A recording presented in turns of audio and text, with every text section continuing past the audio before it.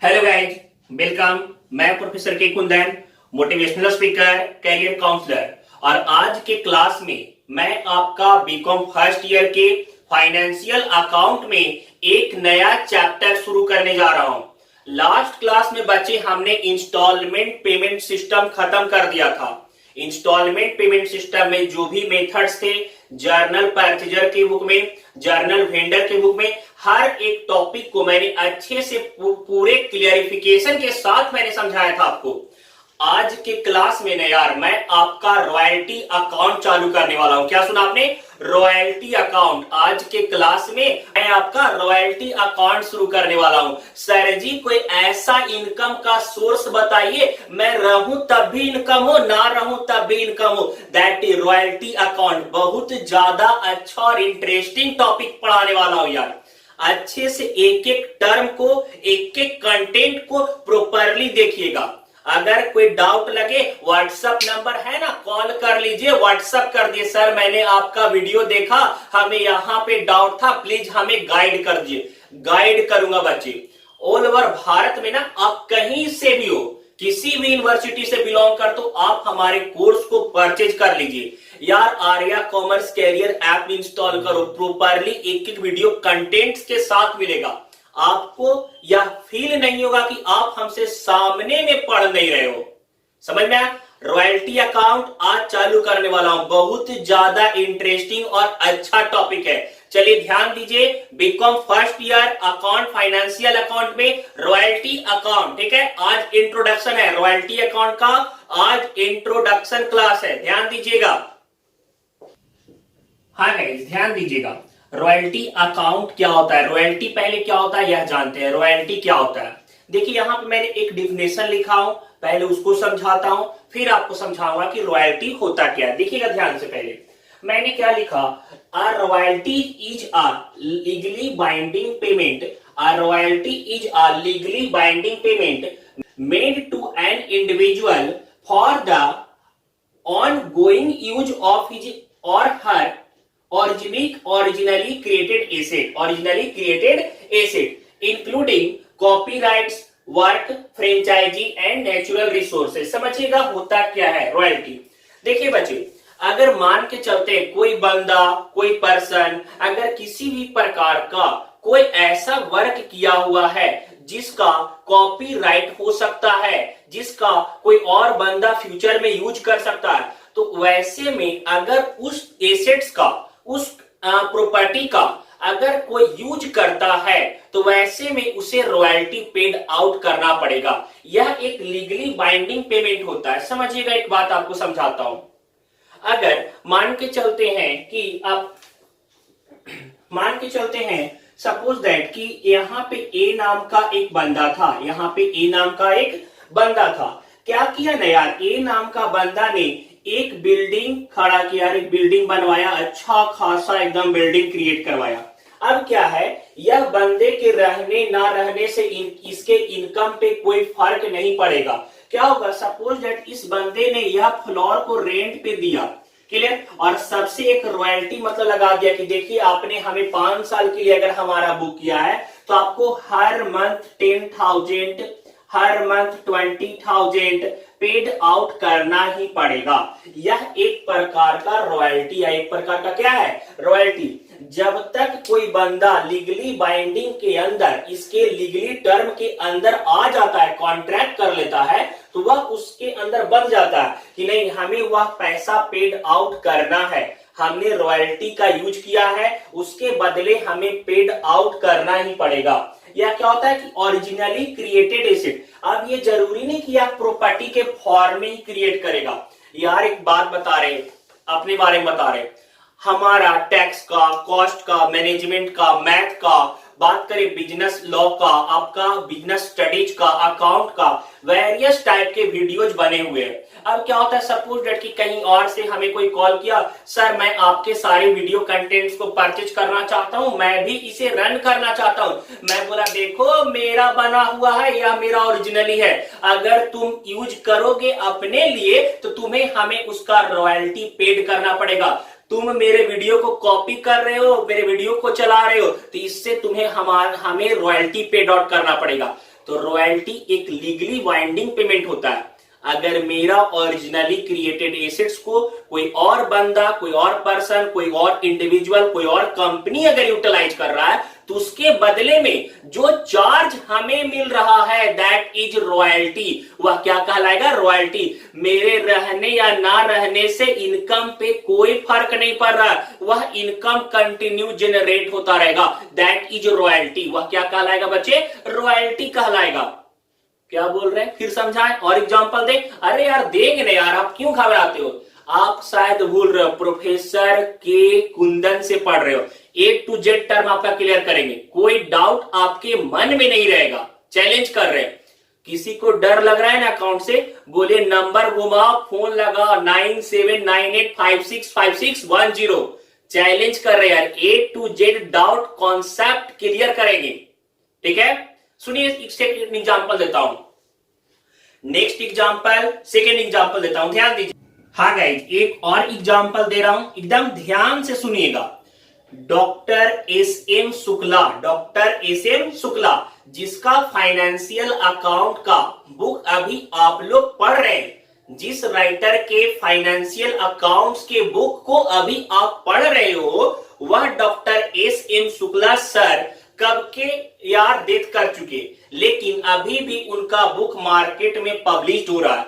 तो उनके बुक के सेलिंग पे अभी भी उनके फैमिली को रॉयल्टी मिलता है। इतना परसेंट मिलेगा रॉयल्टी। आप रहो या ना रहो, आपका किया हुआ वर्क एक एसेट बन चुका है और उसके बदले में रॉयल्टी मिलता रहेगा। जब जब उस पे काम होता रहेगा आपके इनकम को रिसीव होता ही रहेगा। यार एक बात, अगर वह बंदा जीवित है, अगर वह बंदा है तो उसे रॉयल्टी मिलेगा, या फिर अगर वह नहीं है, पास आउट हो चुका है यार, मतलब पास अभी खत्म हो चुका है, एंड हो चुके, डेथ हो चुके, तो डेथ होने के बाद उनके इनकम को उनके फैमिली रिप्रेजेंटेटिव मेंबर को मिलेगा। That is royalty. वह क्या है? रॉयल्टी। ऐसे भी बोला जाता है अपने बच्चों के लिए, यार लाइफ में रॉयल्टी बना करके जाइए, ताकि आप रहो तब भी इनकम जनरेट हो, ना रहो तब भी उनके इनकम पे कोई फर्क ना पड़े।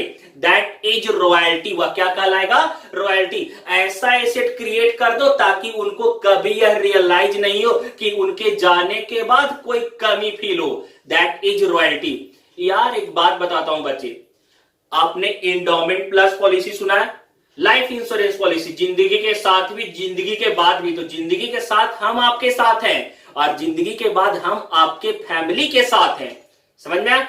रॉयल्टी ऐसा इनकम होता है जो किसी भी पर्सन के लिविंग पे डिपेंड नहीं करता है, किसी भी पर्सन के लिविंग पे डिपेंड नहीं करता है। यार बंदा रहे ना रहे, कहीं और चला जाए। अभी एक बात बता रहा हूं, suppose that Arya commerce career A to Z अगर मान के चले हमारा एक एक वीडियो कंटेंट्स बना हुआ है पूरा क्लियर, तो किसी भी स्टेज में रहे, किसी भी एज में रहे, यह इनकम परमानेंट और फिक्स्ड इनकम कुछ हमारा जनरेट होता है, जो ऑलरेडी हमें जनरेट होगा। जब जब हमारे वीडियो को कोई कॉपीराइट करेगा, कोई रिसीव कर रहा है, किसी को चाहिए, वह हमारा रॉयल्टी रिसीव होता ही रहेगा। That is royalty. वह क्या कहलाएगा? रॉयल्टी। पक्का? यहां तक कोई डाउट नहीं कि रॉयल्टी क्या होता है। चलते हैं आगे, सुनिए ध्यान से बच्चे। अब रॉयल्टी का क्या कैलकुलेशन होता है? रॉयल्टी का क्या कैलकुलेशन होगा? रॉयल्टी किस साल कितना लगेगा? कैसे रॉयल्टी कैलकुलेट होता है? तो इसके कैलकुलेशन के लिए जो हम अकाउंट बनाते हैं, उस अकाउंट को हम रॉयल्टी अकाउंट कहते हैं। रॉयल्टी अमाउंट के कैलकुलेशन के लिए जो अमाउंट हम बनाते हैं, वह अमाउंट हमारा रॉयल्टी अकाउंट कहलाएगा। पक्का? अब सुनिए क्या होता है ना बच्चे, ये जरूरी नहीं है कि हमेशा राइटर का ही बात करे, इसमें नेचुरल रिसोर्सेस भी आते हैं, गवर्नमेंट भी इस पे काम करती है। सपोज डेट समझाते हैं, एक्चुअली बिहार में ना यार ज्यादा प्रोडक्शन माइंड से सब नहीं है, लेकिन हाँ नेचुरल रिसोर्सेस बिहार में नहीं है, लेकिन झारखंड में आपको बहुत ज्यादा मिलेगा। अभरक का पहाड़, कोयला का खादान, बहुत सारे नेचुरल रिसोर्सेस है। तो गवर्नमेंट क्या करती है, उसको किसी प्राइवेट और इंडिविजुअल को दे देगी और वह 5 साल के लेगा, मैं इस पे 5 साल तक काम करूंगा। गवर्नमेंट रॉयल्टी रिसीव करती है कि आप कितना भी काम कीजिए, कैसा काम कीजिए, उससे हमको मतलब नहीं है, हमें बस अपने रॉयल्टी से मतलब है। क्लियर? और वह गवर्नमेंट उसको देती है, उसके लिए उसको एक प्रकार का राइट देती है उस एसेट को यूज करने का। इससे उस बंदे का एसेट नहीं हो गया, बल्कि जब तक वह यूज कर रही है उसके बिहाफ में वह रॉयल्टी पेड आउट करेगी। समझ में आया यह चीज? और आपको एक्चुअली प्रोडक्शन, नेचुरल प्रोडक्शन के बारे में इस चैप्टर में ज्यादा पढ़ना है। आपको इस चैप्टर में नेचुरल प्रोडक्शन के बारे में ही ज्यादा पढ़ना है। समझाते एक बात ध्यान दीजिएगा, सुनिए को समझाता हूं।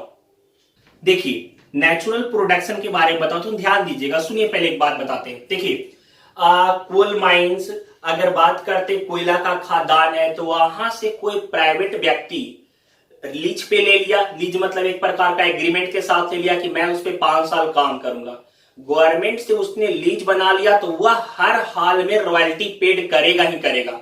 लेकिन अगर वह काम नहीं कर रहा है, काम छोड़ दिया वैसे ही, उससे उस लीज होल्डर को, गवर्नमेंट को मतलब नहीं होगा। आप काम करो या ना करो, आप कितना प्रोडक्शन करो, हमको मतलब नहीं है, लेकिन मेरे जो रॉयल्टी बन रहा है वह आपको पेड करना ही पड़ेगा। समझाता हूं एक बात। मान के चलिए यार कोई बंदा कोई फ्लोर को रेंट पे लिया हुआ है, अब वह फ्लोर में रह रहा है नहीं रह रहा है, वो अपना वर्क चला रहा है नहीं चला रहा, उससे लैंडलॉर्ड को कोई मतलब नहीं होगा। वह बोलेगा हर हाल में हमें हमारा पैसा चाहिए ही चाहिए। That is royalty. बंदा है तो भी इनकम आ रहा है, नहीं है तो भी इनकम आ रहा है, दैट इज रॉयल्टी। फिर समझिए यार एक बात बता रहे हैं, कोई बंदा अगर बिल्डिंग क्रिएट कर दिया, क्लियर, अब वह बंदा मतलब लास्ट स्टेज पे था, खत्म हो गया, तो क्या वह यहां से जाते ही बिल्डिंग को टांग के लेके जाएगा? नहीं, वह बिल्डिंग यहीं रह गया, लेकिन जब जब उससे इनकम जनरेट होगा वह उसके फैमिली को मिलता रहेगा, वह अमाउंट रॉयल्टी कहलाएगा। आप हैं, आप उसका लीज ले रहे हैं, आपने एग्रीमेंट कराया, उससे इनकम लगातार बनता रहेगा, वह कहलाता है रॉयल्टी। वह क्या कहलाएगा? रॉयल्टी। अब आपको रॉयल्टी अच्छे से समझ में आ गया कि रॉयल्टी क्या है। चलिए आज मैं आपको important term of royalty account बताऊंगा। Important term of royalty account, चलिए अच्छे से एकदम ध्यान से देखिएगा कि कंटेंट वीडियो को, ठीक है? हाँ गाइस, सबसे पहले बात करें ईयर। ईयर क्या होता है? देखिए बच्चे एक बात बता रहे हैं, जिस दिन वह डेट, जिस दिन से आपने रॉयल्टी, आपने लीज लिया, आपने एग्रीमेंट कराया, कहीं पे किसी लीज होल्डर के थ्रू आपने एग्रीमेंट कराया, यह आपका कहलाता है ड्यूरेशन डेट या year. This is given in question actual date and year when agreement is made. जब आप एग्रीमेंट बना रहे हो, जब आप लीज के लिए एग्रीमेंट कर रहे हो, या उस डेट, एक्चुअल डेट को डेट या ईयर होता है, ठीक है? आगे second output. What is output? Output क्या होगा? Production value from royalty resources या नेचुरल रिसोर्सेस। जिस चीज का आपने लीज लिया है, जिस चीज के लिए आपने लीज लिया है, लीज मतलब एक प्रकार का बात करें यार, जिस चीज के लिए आपने लीज एग्रीमेंट कराया है, जिस चीज के लिए आपने एग्रीमेंट कराया है, जिस नेचुरल रिसोर्सेस को आप बुक किए हो, क्लियर, तो वहां पे आपने कितना का प्रोडक्शन कर दिया। मैंने कोयला का खादान लीज पे लिया गवर्नमेंट से और वहां से मैंने 60 टन कोयला निकाल लिया, 6000 टन कोयला निकाल लिया, दैट इज आउटपुट। वह क्या कहलाएगा? आउटपुट कहलाएगा। जिस माइंड से मैं लीज करवाया हूं, जहां का मैंने लीज करवाया है, वहां से मैं कितना प्रोडक्शन कर रहा हूं, दैट इज आउटपुट। वह क्या कहलाएगा? आउटपुट कहलाएगा। डाउट लग रहा है यार? वापस बैक करके वीडियो देखिए, कॉल कर लीजिए, मैसेज कर लीजिए, सर यहां पे वापस समझा दो। समझाऊंगा यार, ठीक है? 100 बार समझाएंगे, हम उम्रे वाले बंदे नहीं है, पूरा समझाएंगे, ठीक है? चलिए देखिएगा, बात करें रॉयल्टी। अभी एक बात बता रहे हैं, देखिए इधर, it is a value of production per unit पर टन एंड यूजेज। आपने जो सामान प्रोड्यूस किया, क्लियर, उसका पर यूनिट पर टन क्या वैल्यू है, इसे हम लोग रॉयल्टी बोलते हैं। सपोज दैट 10,000 यूनिट मैंने प्रोड्यूस किया, और उस पे 6 रुपया पर यूनिट था, तो वह हमारा रॉयल्टी का जो वैल्यू होगा वह 60,000 का हो जाएगा। वो हमारे रॉयल्टी का वैल्यू कितना हो जाएगा? 60,000 या रॉयल्टी। ठीक है, अब आप आगे देखिए। अब आगे मिनिमम रेंट। मिनिमम रेंट क्या होगा? लैंडलॉर्ड जिसके थ्रू हमने लीज लिया है, जिसका लीज का ओरिजिनल एंटिटी होल्डर है, ओरिजिनल मालिकाना हक जिसका है, जिसका कॉपीराइट्स हमने करा है, वह बोलेगा देखो तुम मेरे से तो लीज ले लिया, अब तुम काम करो या ना करो, मिनिमम पैसा तुम्हें देना ही पड़ेगा, मिनिमम इतना लगेगा ही लगेगा। That is minimum rent. वह क्या कहलाएगा? Minimum rent. बच्चे यह चैप्टर में आपको बताऊंगा कि यहाँ पे मिनिमम रेंट भी फिक्स होता है, अगर ज्यादा हो गया तो वहां पे ज्यादा भी पेड करना पड़ता है, ये आपको मैं बताऊंगा चैप्टर में। फिलहाल मिनिमम रेंट, आप काम करो या ना करो, आपका लॉस भी हो जाए कोई मतलब नहीं, आपको हर हाल में इतना पेड करना ही है। Clear? That is known as minimum rent. वह क्या कहलाएगा? मिनिमम रेंट कहलाएगा। पक्का? आगे शॉर्ट वर्किंग। देखिए बच्चे, हमने जितना रॉयल्टी अगर हमारा कम हो जाए, रॉयल्टी का वैल्यू अगर हमारा कम हो जाए और रेंट हमारा ज्यादा देना पड़ जाए, तो वह कहलाएगा शॉर्ट वर्किंग। वह क्या कहलाएगा? Short working. If royalty amount is less than minimum rent known as short working. अगर रॉयल्टी का अमाउंट मिनिमम रेंट से कम होगा तो उसे हम शॉर्ट वर्किंग कहेंगे। उसे हम लोग क्या कहेंगे? शॉर्ट वर्किंग कहेंगे। यार बच्चे, अगर आपने अच्छे से राइट डाउन नहीं करा, आप इसको प्रॉपरली राइट डाउन कर लीजिए। ठीक है, आगे बता रहा हूं, वीडियो को पॉज कीजिए और प्रॉपरली हर एक टर्म को अच्छे से लिखो। ठीक है, काम देगा। क्लियर? आगे छठा नंबर बताता हूं, चलिए देखिएगा। हाँ guys, excess working of surplus. Excess working और सरप्लस क्या होता है? देखिए इधर, if royalty amount is more than minimum rent known as excess working और सरप्लस। अगर हमने ज्यादा काम कर दिया, अगर हमने ज्यादा काम कर दिया, जितना रेंट देना है, अगर हमने मिनिमम रेंट से ज्यादा काम कर दिया, नोन एज सरप्लस, उसे हम लोग क्या बोलेंगे? सरप्लस। जैसे अगर हमने 10,000 मिनिमम रेंट देने का प्रॉमिस किया था, लेकिन हमने प्रोडक्शन टोटल रॉयल्टी किया 90,000 का, तो 80,000 हमारा एक्सेस वर्किंग हो जाएगा। वह क्या कहलाएगा? 80,000 एक्सेस वर्किंग। पक्का? आगे short working recouped. Short working recouped होता क्या है? देखिए यार, क्या होता है ना, जब कम काम होता है, जैसे मान के चले कि रेंट ज्यादा देना है, सपोज मिनिमम रेंट 10,000 था और हमें 7,500 का ही काम हुआ है, तो जो 2,500 का शॉर्ट वर्किंग हो गया, उस शॉर्ट वर्किंग को मैनेज करना है। उस शॉर्ट वर्किंग को क्या करना है? मैनेज करना है। तो जब शॉर्ट वर्किंग वाले अमाउंट को मैनेज किया जाता है, जब शॉर्ट वर्किंग वाले अमाउंट को मैनेज किया जाता है, उसे हम लोग शॉर्ट वर्किंग रिकूप्टेड बोलते हैं। उसे हम लोग शॉर्ट वर्किंग रिकूप्टेड बोलेंगे। पक्का? चलिए देखिए इधर, that amount which are managed of short working. Short working के मैनेज अमाउंट को हम लोग क्या बोलते हैं? Short working recouped. Clear?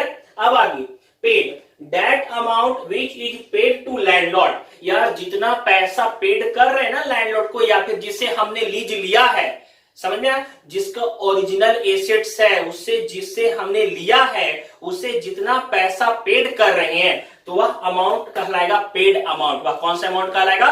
Paid amount. अब देखिए बच्चे, अनरिकूप्टेड शॉर्ट वर्किंग। अनरिकूप्टेड शॉर्ट वर्किंग, देखिए अगर शॉर्ट वर्किंग का जो अमाउंट मैनेज नहीं कर पाए, जैसे अगर जो शॉर्ट वर्किंग के अमाउंट को हम लोग मैनेज करते हैं, शॉर्ट वर्किंग का जो अमाउंट हम लोग मैनेज करते हैं, उसे शॉर्ट वर्किंग रिकूप्टेड कहते हैं। उसे शॉर्ट वर्किंग क्या बोलेंगे? रिकूप्टेड। लेकिन वह अमाउंट जो शॉर्ट वर्किंग का था, जिसे हम लोग मैनेज या बैलेंस नहीं कर पाए, वह कहलाएगा शॉर्ट वर्किंग अनरिकूप्टेड। यहां पे अनरिकूप्टेड शॉर्ट वर्किंग। पक्का? No doubt. जैसे यार सपोज 100 रुपया का शॉर्ट वर्किंग हुआ था, 70 रुपया हमने मैनेज कर दिया, तो 30 रुपया जो मैनेज नहीं हो पाया, वह अनरिकूप्टेड शॉर्ट वर्किंग कहलाएगा। पक्का? यहां तक नो डाउट। यह आपका इंपॉर्टेंट जो टर्म है चैप्टर में, यह आपका कंप्लीट होता है। पक्का? अब सुनिए, आपको मैं रॉयल्टी अकाउंट का फॉर्मेट बता रहा हूं कि किसमें हम लोग बनाएंगे। जर्नल भी लिखाऊंगा नेक्स्ट क्लास में बच्चे। आज के क्लास में मैं फॉर्मेट बता रहा हूं। देखिए, हर राइटर 8 कॉलम में बताते हैं royalty account. Maximum writer 8 column में ही बताते हैं। आपके एसएन शुक्ला सर ने भी बुक में 8 कॉलम में डिस्क्राइब किया है। लेकिन अगर आप हमसे पढ़ रहे हो, थोड़ा सा एडवांस चाहते हैं, अच्छा चाहते हैं एग्जाम में परफॉर्म करना, और चाहते हैं कि 20 में आपका 20 मार्क्स, और सोचे फैकल्टी कि एग्जामिनर यह सोचे कि थोड़ा सा आपने अच्छा और एडवांस बनाया, आप 9 कॉलम में बनाइएगा। मेरा अनुसार आप 9 कॉलम में रॉयल्टी बनाएगा। एक बात बता रहे बच्चे, मैक्सिमम फैकल्टी 8 कॉलम में ही समझाते हैं रॉयल्टी अकाउंट, ठीक है, लेकिन मैं आपको 9 कॉलम में रॉयल्टी अकाउंट समझा रहा हूं। आप मेरे अनुसार फॉलो कीजिएगा। चलिए ध्यान दीजिए, मैं बता रहा हूं। हाँ गाइस, आगे चलते हैं। यहां देखिए, मैंने यह रॉयल्टी अकाउंट का कॉलम बनाया। यह कॉलम पे रॉयल्टी का एक एक क्वेश्चन, एक एक प्रॉब्लम सॉल्व होगा। साथ साथ यार मैक्सिमम फैकल्टी जो पढ़ाते हैं बच्चे, वह 8 कॉलम में बताते हैं। अनएडजस्टेबल फॉर्म मैं उसे मानता हूं, अनएडजस्टेबल फॉर्मेट मैं उसे मानता हूं, जिसमें आपका कंप्लीट आप अच्छे से एक्सप्लेनेशन नहीं समझ सकते हो। यार देखिए, पहला कॉलम आपका ईयर, पहला कॉलम आपका ईयर, दूसरा आउटपुट, थर्ड रॉयल्टी, चौथा कॉलम मिनिमम रेंट, पांचवा कॉलम शॉर्ट वर्किंग, छठा कॉलम एक्सेस वर्किंग, सातवां column short working recoup, SWR मैंने लिखा है शॉर्ट फॉर्म में स्पेस के कारण से, शॉर्ट वर्किंग रिकूप्टेड, ठीक है। आठवां कॉलम पेड और नौवां कॉलम अनरिकूप्टेड शॉर्ट वर्किंग। क्लियर? यह 9 कॉलम का फॉर्मेट जैसे मैंने खींचा है वैसे आप भी अच्छे से फॉर्मेट बना लीजिएगा। क्लियर? आज की क्लास में मैं फॉर्मेट तक बता रहा हूं। नेक्स्ट क्लास में मैं क्वेश्चन भी डिस्कस करूंगा, साथ साथ journal entry of royalty account भी डिस्कस करूंगा। आपके मन में अगर कोई सवाल है बच्चे, रिक्वेस्ट है, व्हाट्सएप कर दीजिए, टास्क बना करके भेजिए, सर मैंने ऐसे नोट्स प्रिपेयर किया। खुशी हमें होता है आपके लिए कि नहीं, जो पढ़ा रहा हूं वह आप समझ रहे हो। और एक चीज और, एक रिक्वेस्ट है, अगर कर सकते हैं तो ठीक है, नहीं कर सकते कोई इशू नहीं है।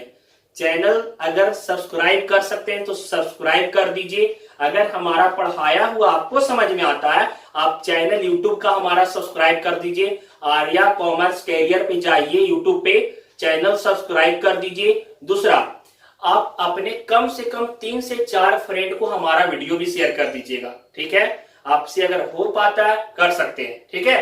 बाय, सी यू, मिलेंगे नेक्स्ट क्लास में। आगे मैं बताऊंगा जर्नल एंट्री और एक क्वेश्चन नेक्स्ट क्लास में बात करूंगा। अच्छे से यहां तक पूरा नोट्स बनाएगा, ठीक है। Bye, see you.